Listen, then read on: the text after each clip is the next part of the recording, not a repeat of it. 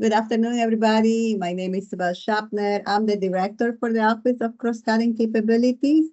So my office is responsible for cross-cutting research and development and any capabilities to advance innovative nuclear energy technologies for the existing fleet, the advanced reactors, and the fuel cycle systems. So one of my programs is the Advanced Sensor Instrumentation Program, and that's led by Daniel Nichols. He is the Federal Program Manager, and Patrick Calderoni from the Idaho National Laboratory. He is the National Technical Director. But unfortunately, both have a schedule conflict today, so they're not available for this discussion, but I will try my best to address any questions for them or take questions back for later response. So to get us started, I'll provide a brief highlight on the Advanced Sensor Instrumentation Program.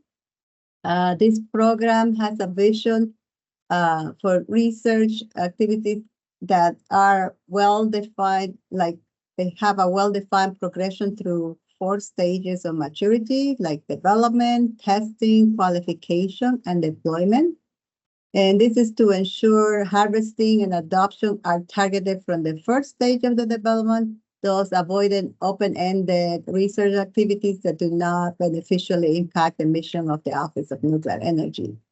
Currently, we're working to establish a sensor qualification device for both temperatures and neutral flux testing and qualification of advanced sensors.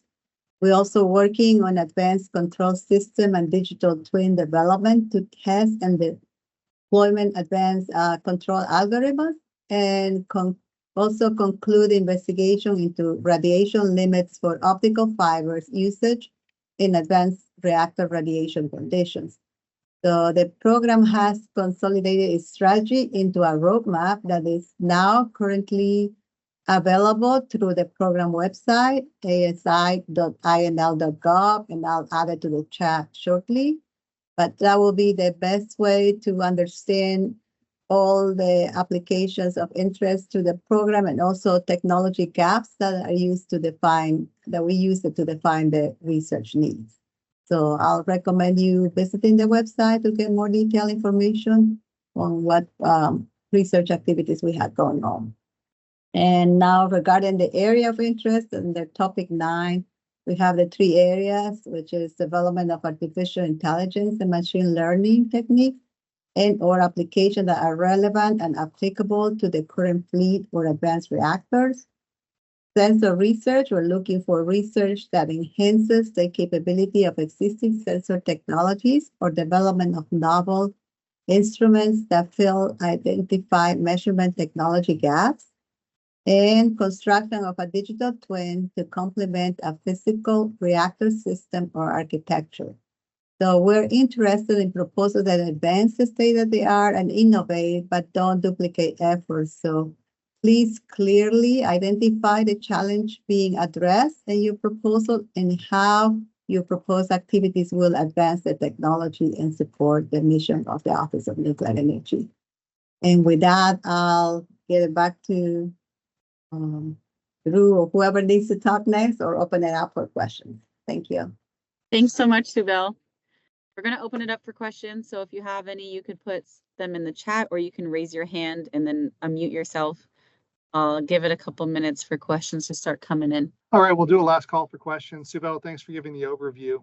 It looks like we don't have a lot of questions here, which is okay.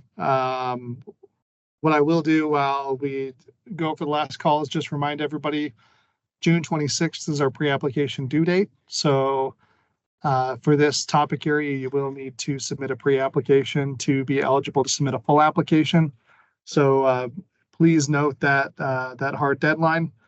And if you have any questions, like we said, you can reach out to NUP@inl.gov. Looks like we've got a call or a question in our final call. So I'll turn the time to CC to read it. All right. Question is this scope applicable to instruments that can be applied to advanced reactor systems, such as chemical sensor for MSR, SFRs, or is it more aimed toward current reactors? No, it is applicable to advanced reactors. So that's one of our goals. We support all 3, the advanced reactors, existing fleet, and the fuel cycle systems. Awesome. Thanks, Sibel. Okay, there's one more. Would a proposal focused on cybersecurity be of interest to topic area 9 or topic area 10? Topic area 10. Great, thank you. Yeah, and I will add, Dan Warner, who is our cybersecurity program manager, presented yesterday in the topic area 10. So if you have any additional questions, we can get you in touch with him by contacting the NUP Integration Office.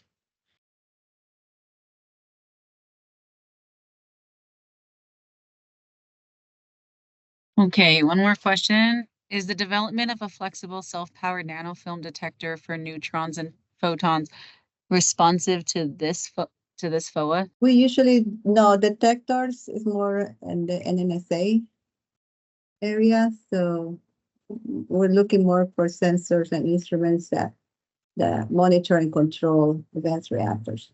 So no detectors. All right, there's one above it. For digital twin related topics, does the physical system need to be an actual nuclear reactor? I may have to understand better the context of that, but yeah, we're looking for nuclear reactors applications. Here's another one. Would testing of a multifunctional sensor for monitoring MSR and SFR and LFRs be better for scope 1 or scope 9? Testing of multifunctional sensors. I guess if it's focused on the sensor technology, I think it would be pretty best on 9, but I'm not too familiar with what all we put in scope 1, so we had to figure that out. But I think as Drew mentioned, if you submit it, we will try to identify the best place for it. So. And Subella, maybe I could say, I think that as this is a cross-cutting program, it's when it's sensor centric or instrumentation centric, this is the place, right? And if it's maybe single use or much more application oriented or something that's kind of off to the side of a broader scope, maybe that's something that's, in a different topic area. Like, topic area 1 is mostly on advanced reactor development and integrated energy systems, those types of things. And so I think that may, hopefully that's a good guiding piece. Am I misstating that, Subella, or am I hitting No, I think that will be my suggestion as well. Okay. Without seeing the actual application. I have a question about, you mentioned that you're looking for new technology, new sensor technology rather than duplication of mature solution. My question is that if we have like a sensor that is used in other industry, never been used in this category, that we adapt that and to be applicable in this industry, does it count as a new sensor, or you think that is still a mature solution without the novelty part? Okay, so if I understood the question correctly, you want to apply other industry, sensors developed for other industry to the nuclear industry, and yes, that's acceptable. You can provide more details how it will address the gap that's needed. And we do, we're not looking just for new sensors. We're also looking for qualifying existing sensor or sensors that are further developed. So I would recommend you look into what we're doing and see what other gaps are needed. So we're still looking for both, I think. So did I answer your question? Yes, thank you very much. Thanks, Subel. We're having a couple more questions come through the chat. First one says, are sensors and monitoring for fusion energy systems relevant to this topic area? No, we're focused on fission. Fission is Office of Science area, so only fission. Thanks, Subel. The next one says, for monitoring of nuclear additive manufacture, will it fit topic 9 or topic 11? Again, it will be kind of similar to the question before. So if you're developing the monitor or the sensor,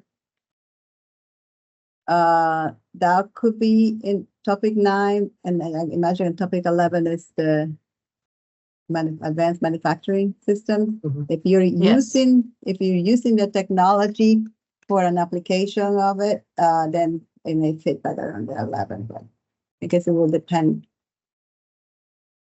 You just have to make the case for what your application is doing.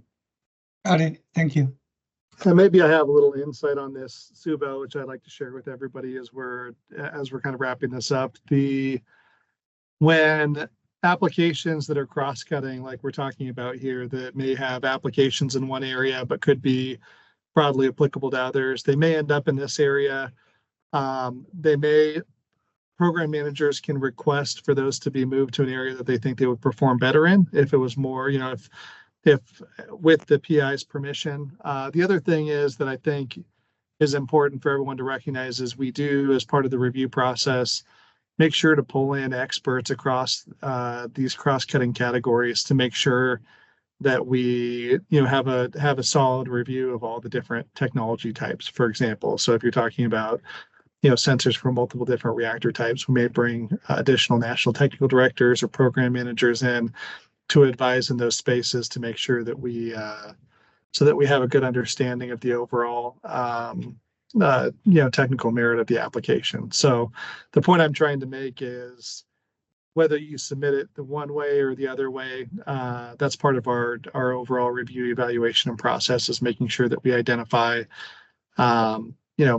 potentially multiple program managers in these cross-cutting spaces to make sure that we get good representation of all the different nuances of the application.